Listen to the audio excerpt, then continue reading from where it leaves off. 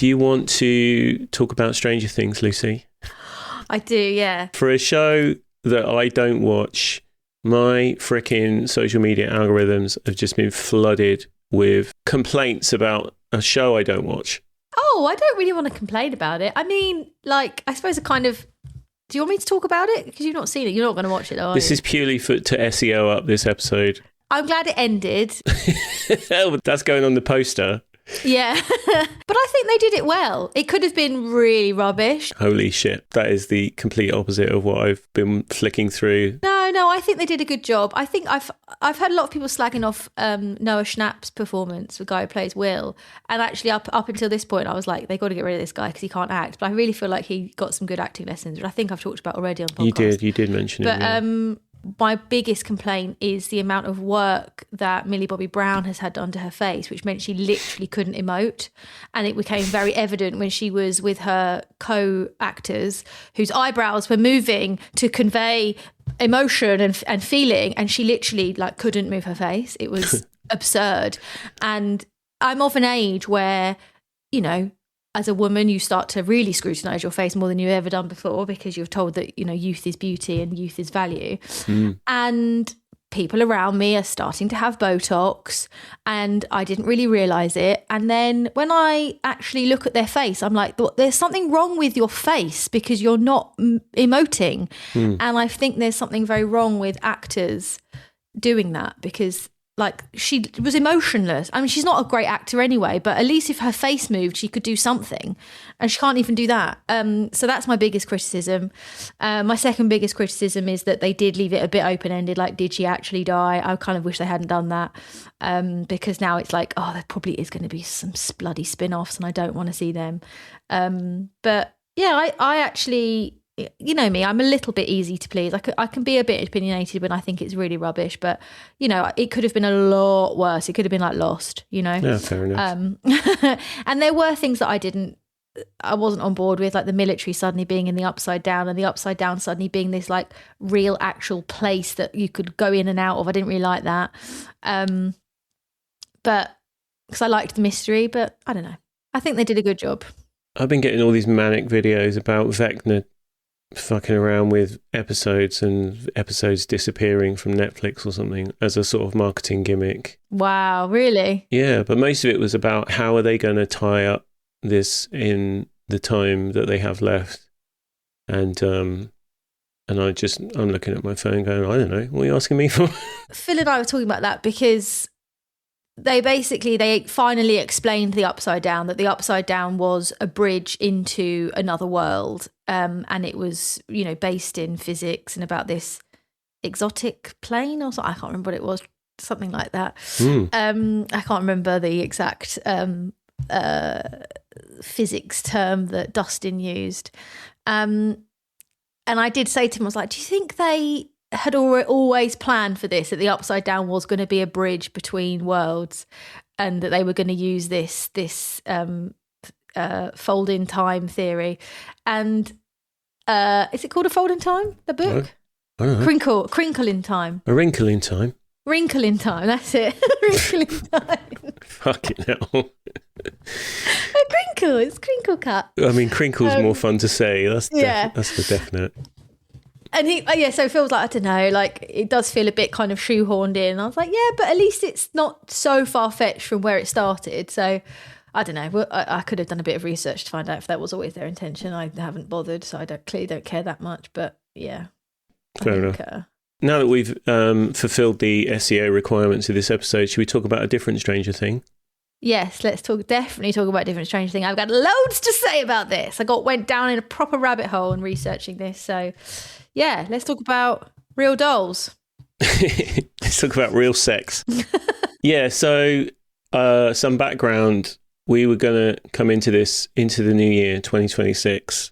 I would say strong in the sense of like getting one of the 2007 heavy hitters, Zodiac, and then a week of horrific news from the US made me think maybe we should watch something that's sort of strong but not as impactful and depressing.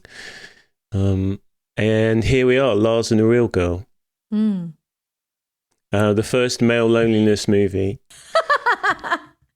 I do want to talk about incels, though. It's interesting, isn't it? Because celibacy is not even broached. I think it's very present throughout this film, but it's not a thing. Like, I don't know. I think it comes up once, but it's not. That isn't what this film's about. I don't think. No, it's definitely not what it's about. But there is, and also the celibacy in this film is not invoked by the same themes that today's incels are. It's because he is a Christian and doesn't want to have sex before marriage, whereas today's incels is all about staying away and keeping your value away from women that have been used and used. Yeah. But what I do want to say is, in researching this, I remembered that there had been a documentary about like real men having these relationships with these real dolls, which is what inspired the film in the first place. Yeah. We need to sound the alarm for an original film that's not based on a novel. This is a story written for the screen. This is so weird. I was very happy about that. I know this is the hill you're going to die on, but I am not going to climb this hill. It's a weird one. But yeah, so Nancy Oliver spotted realdoll.com and wrote the script in 2002, and it became this like top entry on the Hollywood blacklist of favorited unproduced screenplays, and then obviously got picked up later by Craig Gillespie and is a film that we know and love now. But I watched a documentary in preparation for this. Most of it's available on YouTube. Oh, wow. But it had been originally aired in 2007 on the BBC. It's either called like Love Me, Love My Doll. It has another name as well. But in that, it features a guy who literally talks about having sex with real women who have had sex with other men before, and says it's like going to a restaurant and having a piece of meat that's been chewed by somebody else. Oh my God. Yeah, and then it shows him with with his guns and his swords, and I was like, oh my gosh, like we had no idea. I mean, obviously that kind of idea of masculinity was a thing, but the way that it's so prevalent in society now, the way those conversations are being had now, it's like the seeds are being planted then. And it all comes from these men who, for many different reasons, feel unloved, unlovable. And it's actually really, really sad. There's like loads of trauma in their backstories. All of these guys that are in this documentary, dead mums, dads being murdered in front of their eyes, isolation, blah, blah, blah, being massive nerds.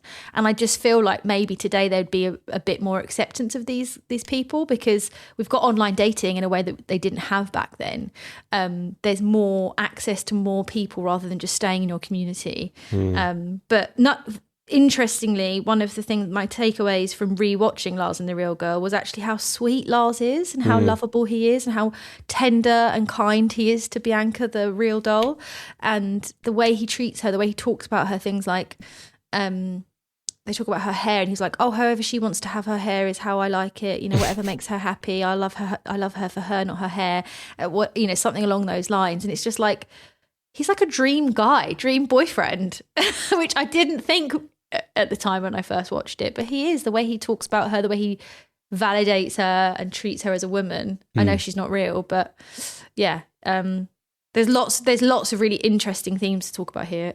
Before, I know I've kind of jumped the gun a bit, but have you just basically blown your whole wad in the first 10 minutes? No, definitely okay, not. Fine.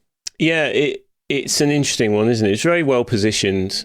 I felt very smug. I watched it with my other half, and she went into it not knowing anything and immediately thinking, oh, this is about some pervert.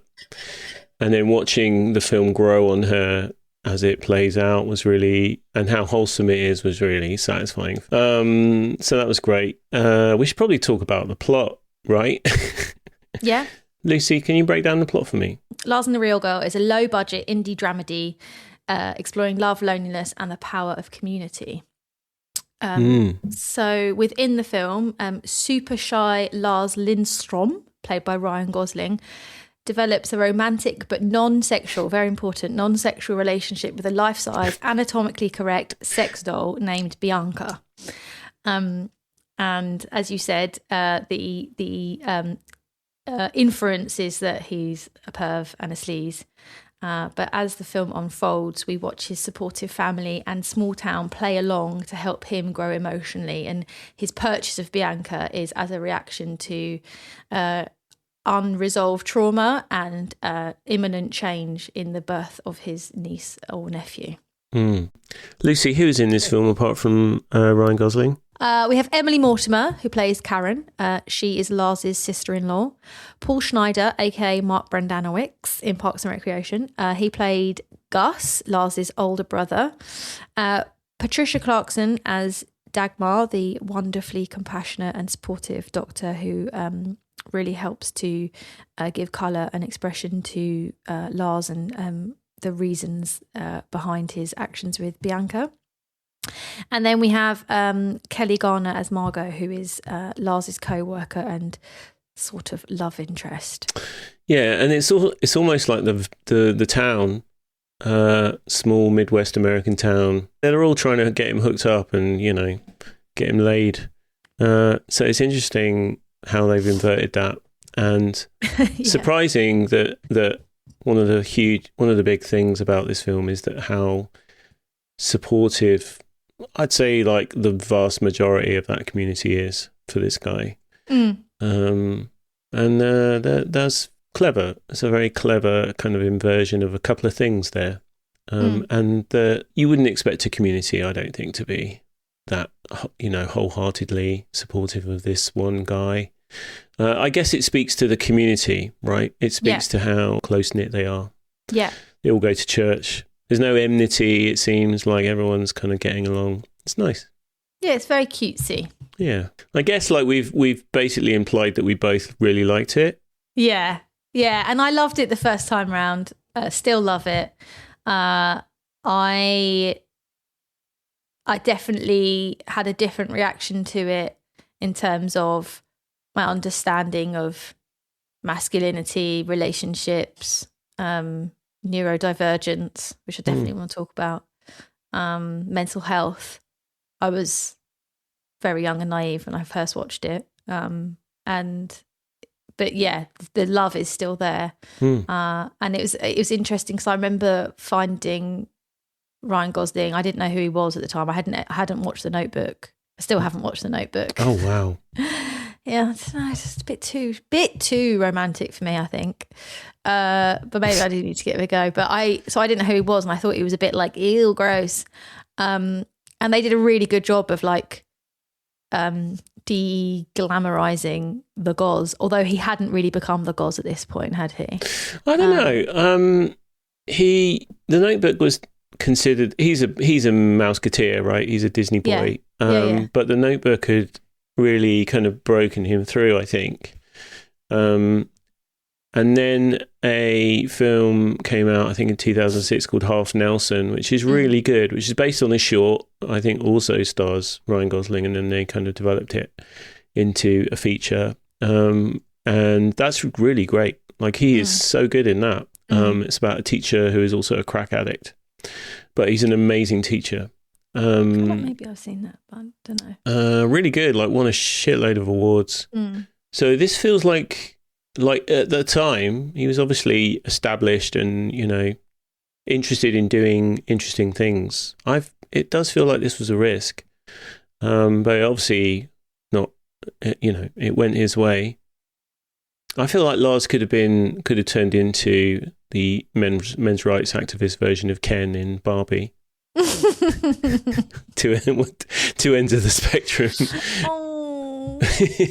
Also, like, didn't find Schneider attractive first time I watched it, but in this. Oh, you did you? Yeah, tasty. For a good chunk of the film, he's the only resistance to this acceptance of Lars and his other half. Yeah, he's the only sort of like slightly neggy vibe, and I mean, I guess what makes him less attractive is his difficulty in talking about emotional things, even towards the end at the funeral, and he literally can't say thank you for what the doctor has done. He is just like, oh, thank you, and it's like, oh gosh, man, just say how you feel. Have you not learned anything from what's happened in this film? And perhaps would be more well-rounded in today's cinema world, but he very much reflects like the like anally retentive guy of 2007. Yeah, I also loved it. I don't really remember I remember the basic premise of the film from watching it years ago, but I thought it was excellent. I thought it was really fun and interesting and it could have gone down so many different routes. Like I totally think it could have been a very grim, kind of hard-edged indie film, and at the same time it could have almost been a horror film. In fact, I saw a YouTube channel had kind of made a little short based stealing like a whole dialogue from Lars and the Real Girl and the premise of it and turning that into a horror film. And there were moments where I thought, oh, like when he starts to argue with Bianca, I was like, oh no, he's becoming like the rest of everybody else. And that doesn't play out that way. Yeah, I loved it. Yeah, so it sort of sits in that sits on the shelf with the cutesy indie films of like Juno, etc., that came out in 2007 and around that time. Yeah.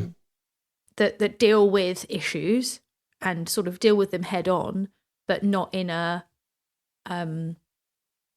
abusive way, not in a way that like shames anyone, and does it in a really loving, tender way. Yeah. And also conceptually it's weird, but watching Ryan Gosling in it, he is really uncomfortable to watch in the first sort of 25 minutes of the film.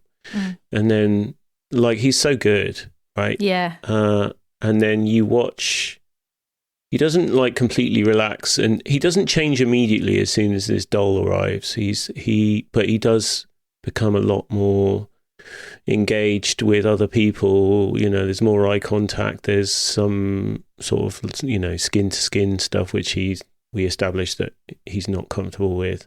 He's not a hugger.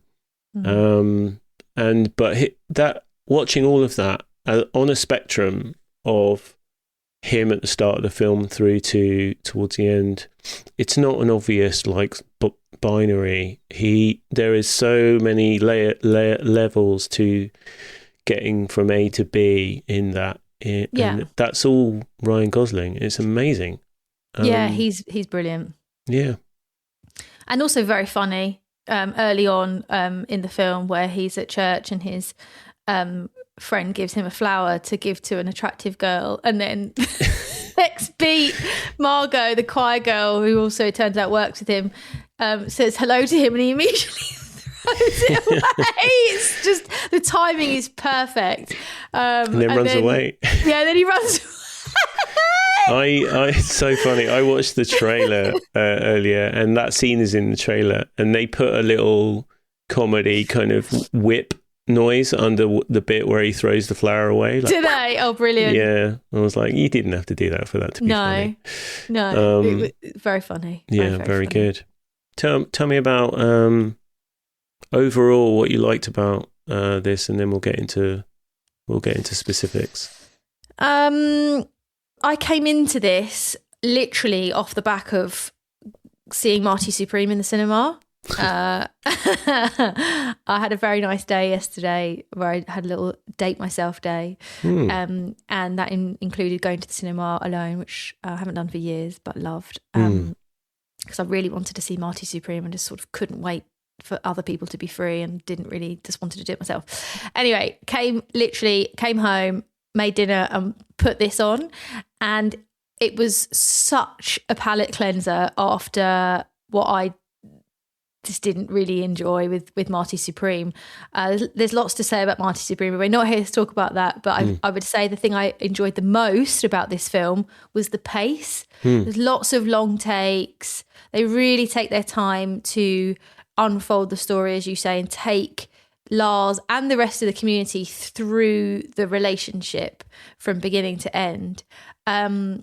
And yeah, it was, like I said, a real palate cleanser from the kind of like really frenetic, high octane, handheld, wobbly camera and sharp editing of Marty Supreme. Of any Safdie Brothers film. Yeah. like I said to you when I was reviewing Marty Supreme, tried really hard, missed in almost all the ways, I would say. Did you like any of their other films? I'm assuming you watched Uncut Gems. Uncut Gems. I actually haven't seen Uncut Gems. It's very much their thing. There's another one with Robert Pattinson, which is really good. It's called Good Day. Yeah. But yeah, you know, that is their thing, is to be very frenetic. Yeah. Actually, One Battle After Another has a bit of that energy as well, but it does it in a way that it carries you along really well. But it does have that sense of like chaotic shit is happening to Leo DiCaprio's character all the way through, basically. It's funny you say that, actually, because I didn't watch One Battle After Another, but there were elements where I was like, wow, this is really like Timothée Chalamet's performance was really reminding me of Leonardo DiCaprio. And thankfully, because I'm not the biggest advocate of Leonardo DiCaprio, I think he often overacts. And there were elements where I was like, ooh, Timmy, you're trying a little bit too hard there because you're actually a really good actor. You don't need to. And so I wonder if that was direction rather than Timmy, because you know how much I love him, and I pretty much think everything he's in is brilliant. And so I was a bit let down by this, but he was the saving grace in this film, really. Like, it would have, he did a really good job of being the quite unlikable go-getter, Marty Mauser. But anyway, back to the film. Back to Lars. I loved the pace. I loved the cinematography. It, like I said, it was really refreshing, really calming. I mean, we've talked about it, but Ryan Gosling's performance, just impeccable, brilliant. Right balance of humour and tender, and digging into. I mean, it did annoy me a little bit. It's probably going into things I didn't like, but you know, he's clearly neurodivergent, and I don't feel like they addressed that. But maybe it's because it wasn't really in the zeitgeist at the time. But yeah, it's cute. I loved it. I think they laid it all at the feet of him having some kind of grief, right? I don't know. Yeah, I mean, we'll never know, right? I don't think it's definitively whether or not he was actually on the spectrum or if he was just kind of like forged into this type of being because of what he went through.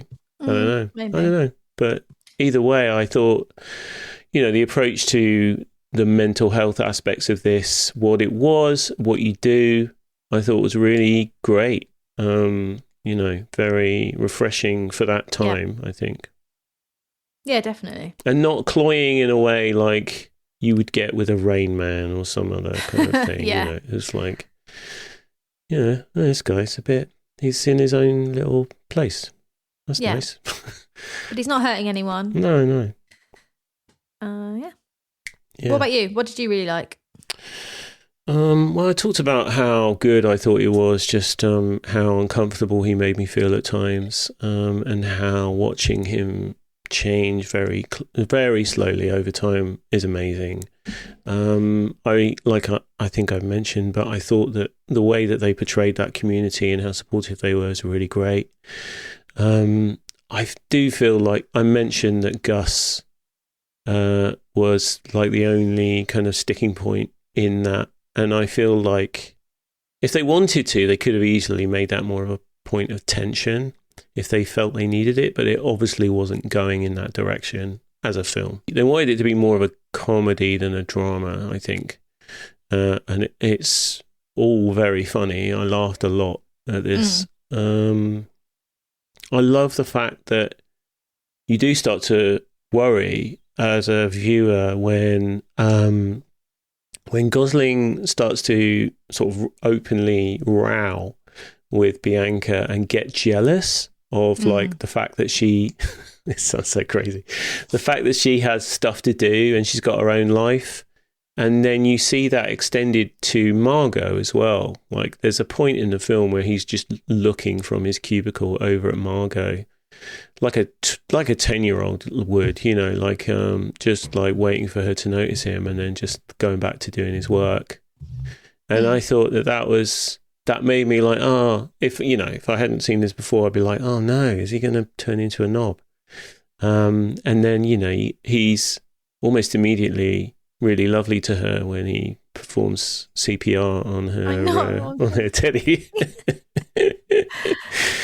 Which is incredible, and apparently improved by Gosling now. Interesting. Yeah. So I loved all of those things, really. It's not a done deal in terms of the story. It does it takes you to places that are unexpected. It's really lovely without being like, and too kind of schmaltzy. I think the treatment of the topic, or he's not doing a kind of Oscar bait mental health role here. He's clearly thought seriously about it. Yeah, I loved all of that stuff. Yeah, he's nice. Yeah. He's really nice. Not all of the films are going to be like this, Lucy. No, I know. We made the list together, babes. And I was going to say, interesting that we loved it. I would say it's a well loved film. Rotten Tomatoes gave it 81%, but actually, interestingly, it didn't do that well at the cinema. Didn't actually properly make its money back. Yeah, well, it's an indie film. Yeah, but then so was Juno, and Juno really did make its money back. So. Yeah, I can sort of see why. Juno does have the sort of comedic edge on it. It doesn't matter. It's fine. I like them both. Something that I noticed was how the difference between the female characters' treatment of Bianca and acceptance of the situation versus the male reaction and acceptance. And it seemed to be that it was the women who almost immediately understood the situation and sort of ran towards it, whereas the men took a bit longer. So as you say, Gus had the most resistance. His friends at work were making fun of him. They eventually did sort of accept the idea, but you don't really see them with Bianca. You see them with Lars at the bowling. Even towards the end, when Bianca's unwell in hospital, the two male doctors or clinicians are looking in, and the female clinician shuts the door to give Lars and Bianca their privacy, because she understands the situation. And I don't know if it'd be interesting to see what you thought about that, in terms of male-female dynamics, and whether you'd notice that, what do you think the reason for that is? Is it because, biologically women are caring, or is there something deeper in there? Perhaps it's because the idea of having a fake girlfriend challenges the role of a man in a relationship. The way that he is with her is quite different to the way that the guys are talking about their women. He says, one of Gus's pals says, I'd love a woman that doesn't answer back. I mean, I don't know if you do really get that in today's cinema, but it's very of its time. But yeah, I just wondered what you thought about that, whether you noticed that, what you think about that. I think it's definitely well observed that all the female characters are a lot more nurturing and immediately accepting. But let's not forget that the first character to kind of ask about why he hasn't got a girlfriend is a woman. And then more typically, I think, all of the male characters are focused on the sex aspect. It's like, oh, does he have a sister? Does she have a sister? All the kind of like jokes were kind of mostly sexual jokes, I think. Yeah. From memory. So I think that kind of like pretty much nails the male-female dynamic around like approaches to acceptance. Yeah, but also it's like men just can't in this talk about their feelings. Instead they go to the joke, whereas the women go straight to, okay, cool, he's going through a thing, let's support him, let's understand the situation, let's love him, let's just like welcome this whole thing with open arms and love. Whereas the blokes find it a little bit harder to tap into their emotive side, their tender side, the compassion. Eventually they do all come round, and we see the guys talking about the fact that Bianca's died, and it's really sad. But yeah, I think it's a really interesting take, particularly as Lars is a great example of a man, and there is even a section where he asks us like, how did you know you were a man? Like, what does it mean to be a man? he talks about sex. Yeah. Interesting. Yeah. So those are broad strokes, right? Have you got any favourite bits? Any highlights? Well, definitely that earlier scene, the hilarious timing with the flower and the running away. I think the scene where just after Lars and Margot have been bowling and he takes his glove off to shake her hand, because, as you sort of said earlier, we know that he has an issue with touching. He finds it actually painful. And so for him to do that, and clearly he looks a bit puzzled because I guess it's inferred that he doesn't find it painful to touch her hand and shake her hand. Yep. I love that. And I thought it really balanced out that whole storyline and kind of started to really cement the idea that perhaps maybe there's something there between him and Margot. Because, you know, she's set up as perfect for him. She's a bit awkward. She says she's lonely. She goes to church. She secretly wants to be treated like a doll. Yeah. But there's a childishness to her in the same way there's a childishness or childlikeness to Lars. You know, the way he behaves with Bianca, taking her out to the woods and going up the tree house and saying the things like, hey, you should watch me chop wood. I'm really good at that. It's almost like his sort of emotional development has been stunted by the trauma of, well, he never knew his mum. His mum died in childbirth. And she's similar. Like, she's got her cuddly toy. She gets upset when they get meddled with. It's almost like Lars, his colleague, I don't know if we ever know his name. I can't really remember his name. With these little figurines and her with her toys. They're like little sort of like kids, and then they're surrounded by all these grown-ups that look after them. Yeah. Thought that was lovely. There's lots of little moments, but I guess they're the ones that stood out to me the most. Yeah, that's fair. I got a few. They played my favourite Talking Head song at that party. That's great. Oh my gosh, I wrote that. We need to talk about Talking Heads. What a great song. Yep, always a pleaser, crowd pleaser. Yeah. I really liked all the funny bits. All of the jokes land. Going into the film knowing that Ryan Gosling improv'd a lot of the stuff between him and Bianca made me like it all the more. The highlight, I think, is where when Karen and Gus come back from the doctor, and there's a kid sat on Bianca, and Lars just says, she loves kids. It's so funny. The scene, I thought so all the comedy, I think, really is strong. But some of the emotional beats were great as well. The scene between Lars and Gus, where they genuinely talk, is really good and moving. Especially when they'd had a conversation earlier in the film, which was just like ridiculously sort of surface level stuff, you know, typical kind of us kind of stuff. The stuff that stayed with me the most is all the scenes with Patricia Clarkson's character. Yeah, wow. Dagmar, she's brilliant. The doctor, yeah, she is incredible. Just generally, but in this film, she's amazing. She's so sort of still but authoritative and quiet. She was so good in that, in fact, that my other half, who is a doctor, said, wow, that's a good doctor. And I was like, yeah, I guess you would know.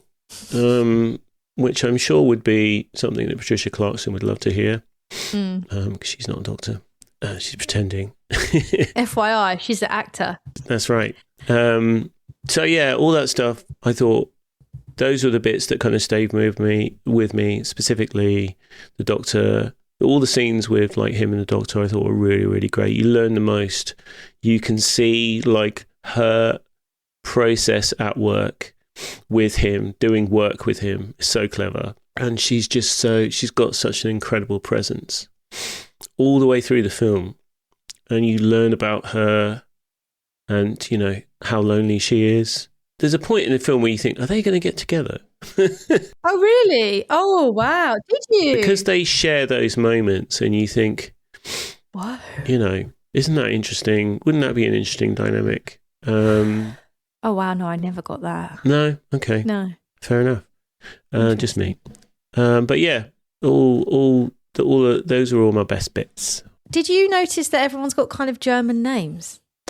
Well, I thought they were Swedish. Oh yeah, Lindstrom. Yeah.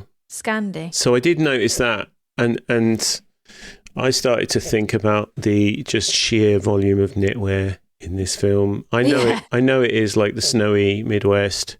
Yeah. But the fact that there's some proper like Nordic knits going on in this film.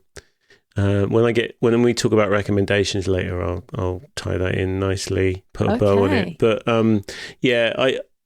Lars Lindstrom, I took to be sort of Swedish or Scandinavian at least. Lars Lindstrom. And so that was very interesting. I loved all the knits. Do we want to talk about themes? Yeah, no, definitely want to talk about themes. What do you get from it? Like I said, it's about loneliness, about community, love, what it means to be in a relationship, etc. But yeah, like I obviously have talked about in my research, I went down a bit of a rabbit hole because I remembered that around the same time there had been a documentary called Guys and Dolls, aka Love Me, Love My Doll, that I had watched around the same time about men who have relationships with real looking dolls. Turns out they're from the same website that Lars buys his from. And it was very interesting because one of the opening lines of the documentary, which is available to watch on YouTube, the narrator says, for some people finding a partner in life can be difficult, for others it's almost impossible. And that is literally Lars. Like, he is super socially awkward, finds human contact, physical contact painful. The opening scenes are of him looking out the window, clearly sort of wanting to be part of the world but not feeling able to be. We very soon see Emily Mortimer, Karen, come and invite him for breakfast. He doesn't want to, really tries to evade it and her.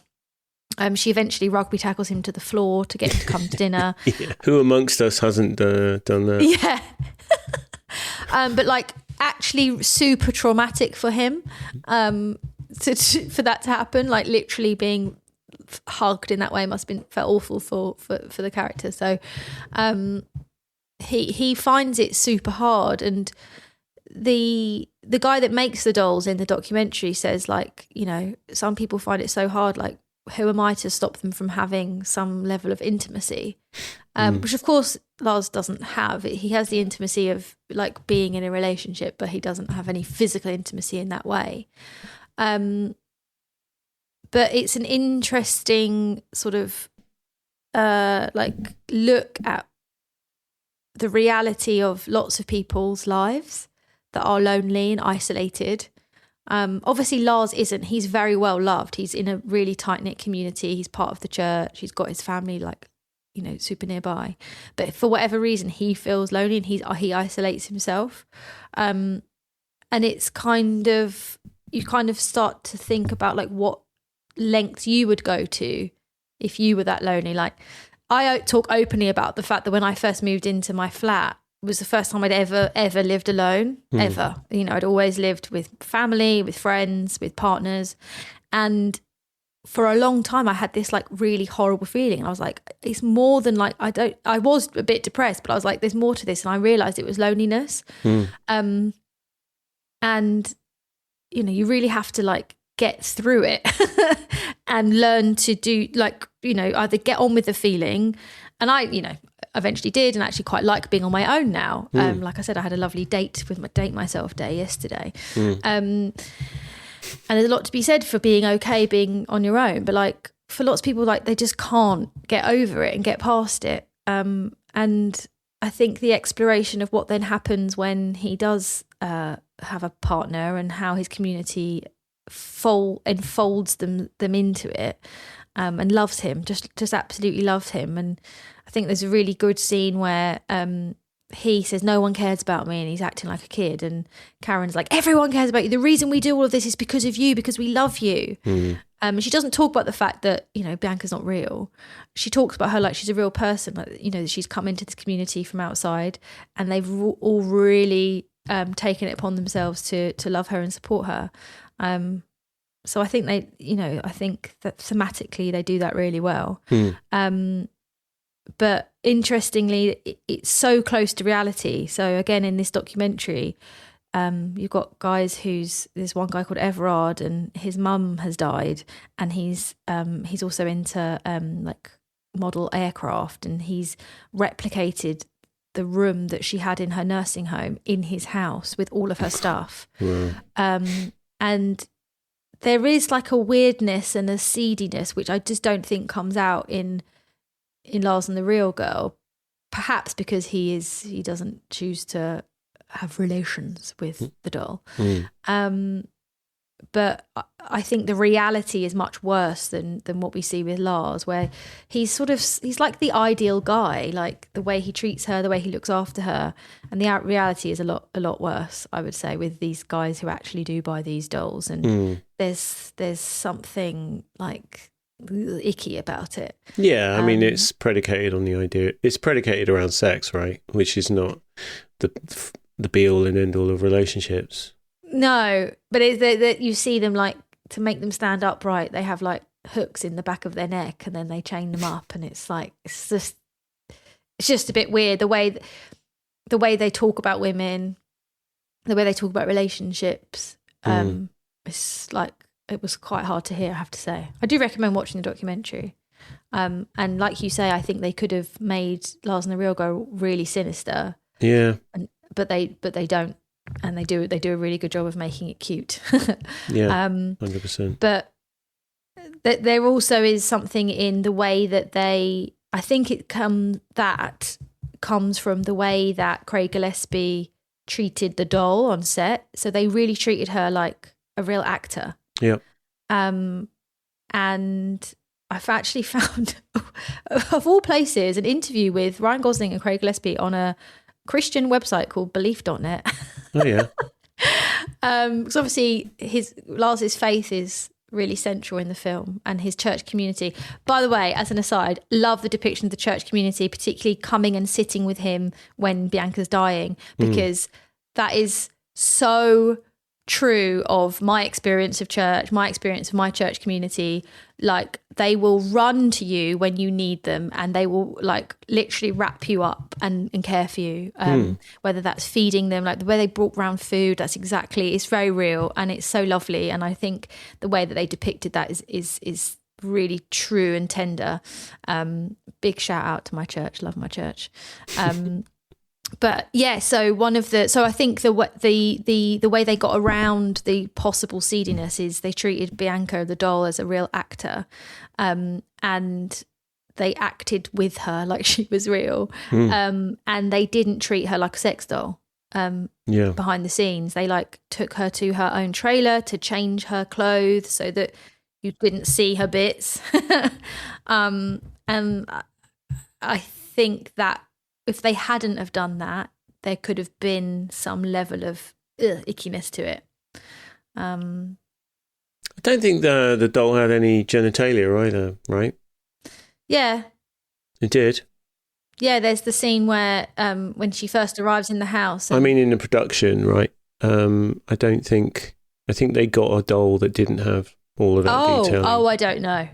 I know that they had switched. They had like several faces for her, right? Because they did want to make it look like she changes throughout the course of the film. Yeah. Becomes less kind of, sex doll-like, and then more like a regular person. And then towards the point where she's kind of quote unquote sick, she looks kind of pallid and and doesn't look like a That's so doll. funny, because I thought I was imagining that. I was like, no, genuinely.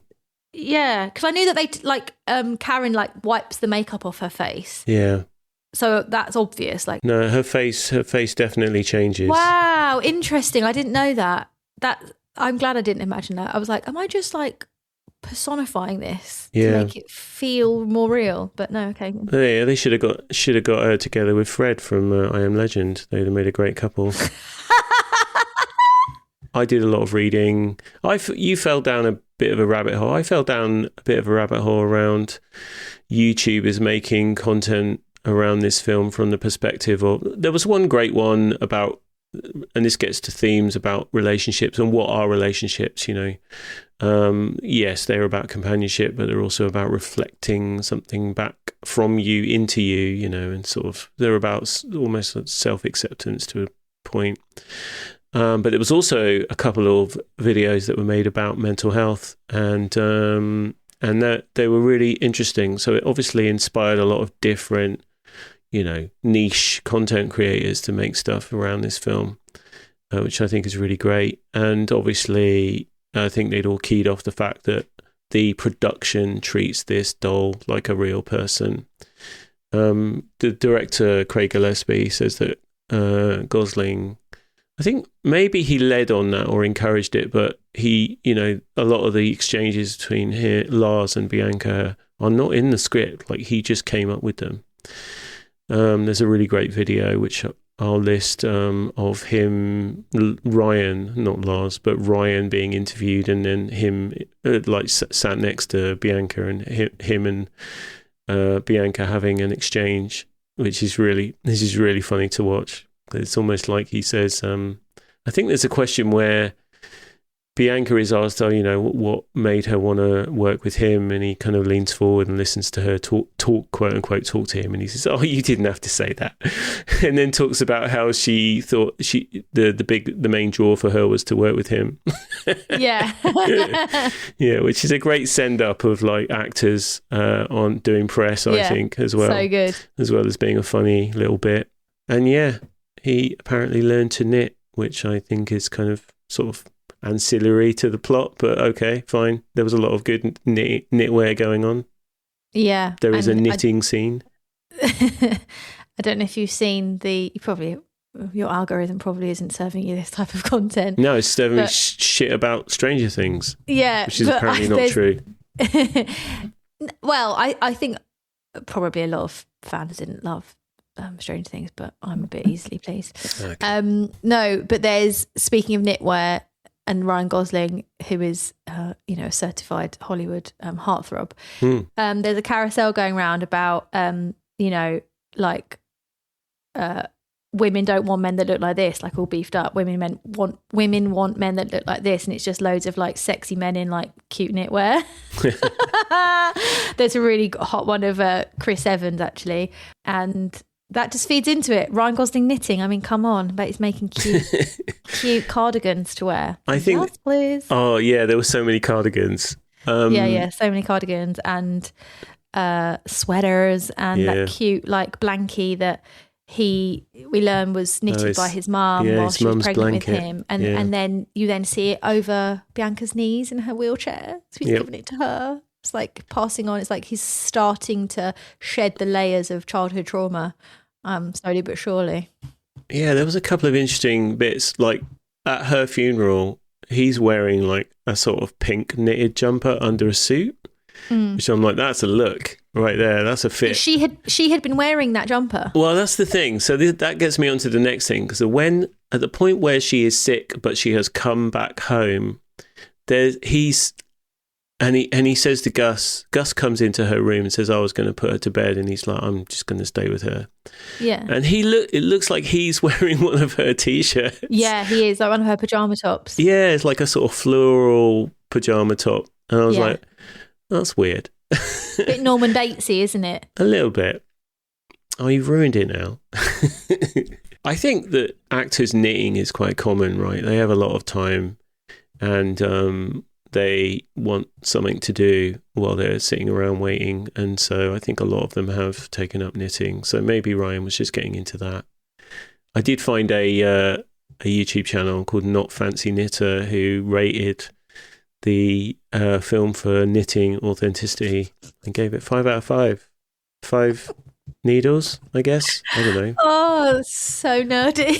5 non-dropped stitches. 5 spools. I don't know, but good job. Yeah, they did a great job. They obviously the women could have actually knit in that film. I found a little short video that kind of paired Lars and the Real Girl with her, and about those two different relationships, how they are kind of unconventional, and they're also there to force the subject to kind of look inwards, and that's a really interesting one as well. I'll list that in the show notes. Yeah, actually, funny you should say that. Again, in that interview from Belief.net, one of the quotes that I grabbed actually from Ryan Gosling, he says, Bianca asks you to look at yourself, to be creative, to develop a relationship with yourself that you haven't developed. It forces you to be intimate with yourself.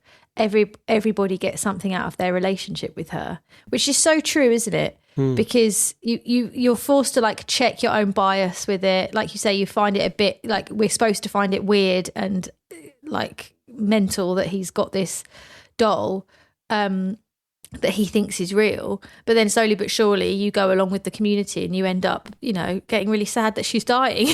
Yeah. Forget that she's not real. Yeah.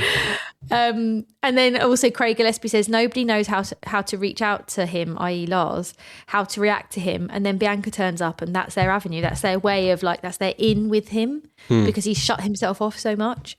So you're right, it's you know, the whole film forces you to like look inwardly about yourself in a relationship, what you want from a relationship.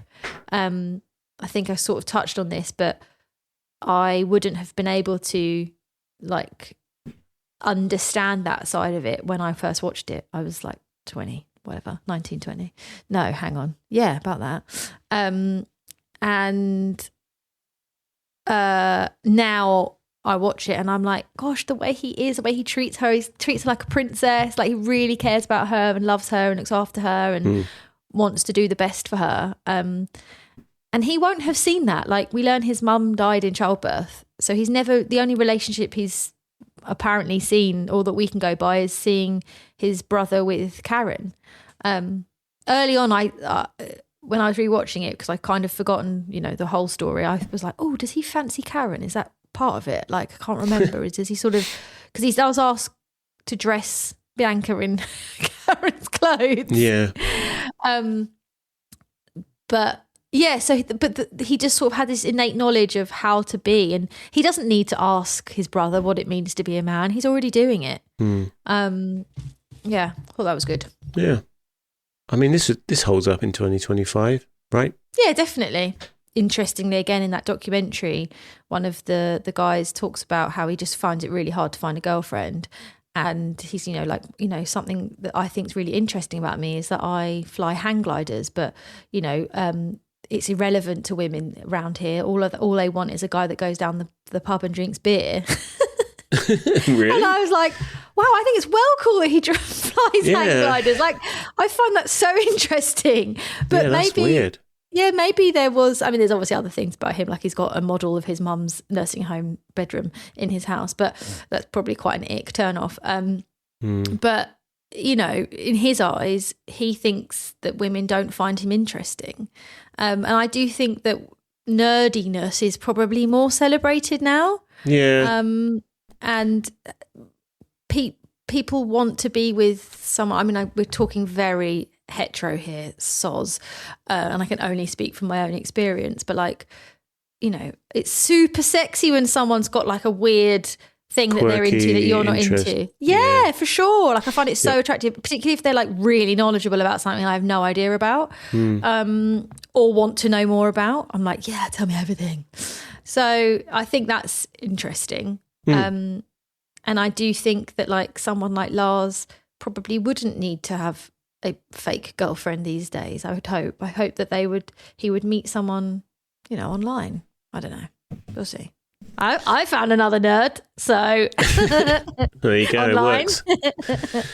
Yeah, I don't know. It's like, yeah, I wonder if it's as relevant today. What do you think? Yeah, I mean, I think the incel movement itself came out of like quite a well-meaning community who just wanted to create a space to talk to each other and share their own sense of like loneliness. And so I think it holds up. I don't think it would need to be readdressed or updated in any way. I don't think you need to tack on like, I don't know, being on a spectrum onto the film. You can infer that from what you see in it. Yeah.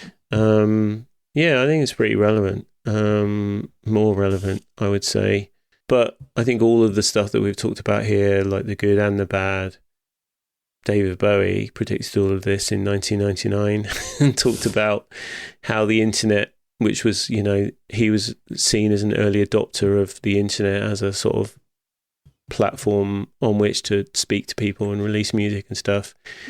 He did say that it's going to be exhilarating and terrifying that this many people have a voice and the means to connect to so many people at once. Yeah, and he's not wrong. No. I don't think this film is an example of that, but like there's aspects of it in there, like very early kind of warning signs around, the problematic aspects of being able to order a person online. Well, now you can just undress people on Twitter. Oh yeah, indeed. God. Should we do the news from this era? What else is going on in 2007? Here we go. This is very timely. Russian President Vladimir Putin indicated he might become Prime Minister. He's still knocking about, mate. He's still knocking about. Well, he switches between the two, doesn't he? That's his skill. There were wildfires in Southern California. Al Gore received the Nobel Peace Prize, which is a nice callback to the Simpsons episode. And finally, J.K. Rowling, in this month, in 2007, stated that the character Dumbledore is gay. Mic drop. Whoa. And now she hates trans people. Yeah. Cool. The Woke 7 podcast strikes again. She is one of the first artists, I guess, to have felt the pinch of her own audience. I feel like. Let's do ratings. In terms of ratings, it's a 4 out of 5 for me. That's solid. It's a solid movie. I would agree with you. I'd agree with you. 4 out of 5. Okay, let's round up. Let's recommend something. I'm going to recommend something that isn't from 2007. Surprise, surprise, it's a YouTube channel, but it's not about movies. So okay, wow. I am diversifying a little bit. Okay, I've been enjoying the videos of a channel called The Iron Snail. And this dude, I can't remember his name, I think his name's Michael. He makes videos about clothes, specific items of clothes in each video. He does about one a month. But he's really into clothes, like he's into like jackets and boots, and he'll do like historical kind of deep dives into like the history of this very specific military jacket. He's really, really funny. He does all of his videos seemingly in a woods somewhere. He's just holding a mic. He has ads in his YouTube videos, but they are like sponsored ads, but he does them in a way that's quite funny. So yeah, check him out. The most recent one that I watched and enjoyed was about Fjallraven and the history of Fjallraven and why they're the most successful kind of coat manufacturer at the moment. They make coats. I just know them for making backpacks, those colourful backpacks with the handle. Well, so they got their start with backpacks, and then the guy who started it wanted to make coats. Wow. And he went to America and tracked down some famous dude who was famous for making coats and said, "Can you teach me how you make coats and why you make them the way you do?"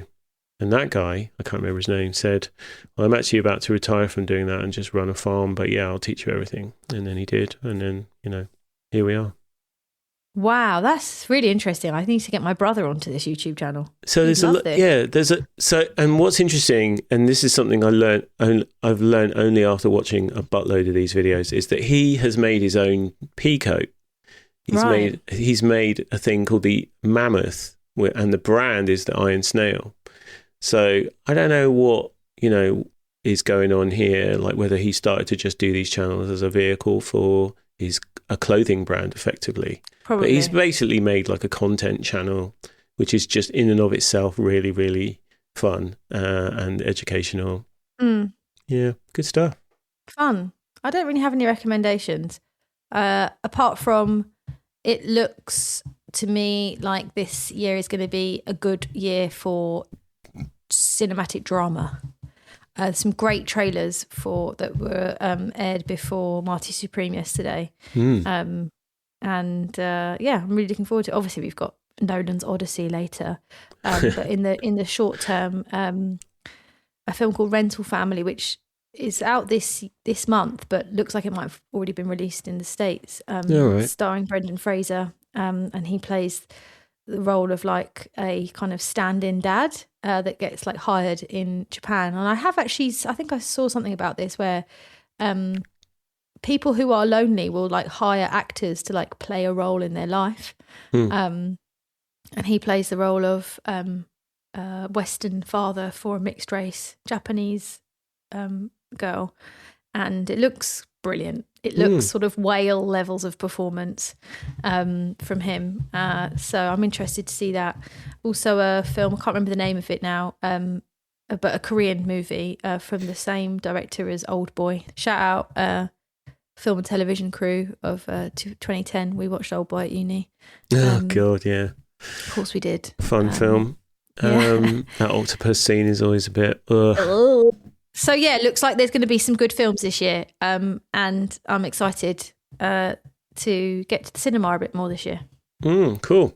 That was Lars and the Real Girl. I think we did it, Lucy. We did it. We finally did it. I've been wanting to do it for ages, so yeah. Amazing. Folks, thanks for bearing with us while we reminded ourselves how much we liked Lars and the Real Girl. Yeah, Lars and the Real Girl. Folks, if you want to get in touch with us, you can email us at the 07podcast@gmail.com, or you can comment, leave us a comment at patreon.com/07podcast. It's always good to hear from you. You could also, if you really wanted, leave us a 5-star rating on the podcast app of your choice. It helps more people find us. And that's always good, isn't it? That just benefits everybody, not just us. Yeah, because otherwise we're just talking into a vacuum. Yeah. Cool. Well, Lucy, any last words before you say goodbye? No. Say goodbye, Lucy. Bye, Lucy. Bye, folks. Next time. Bye.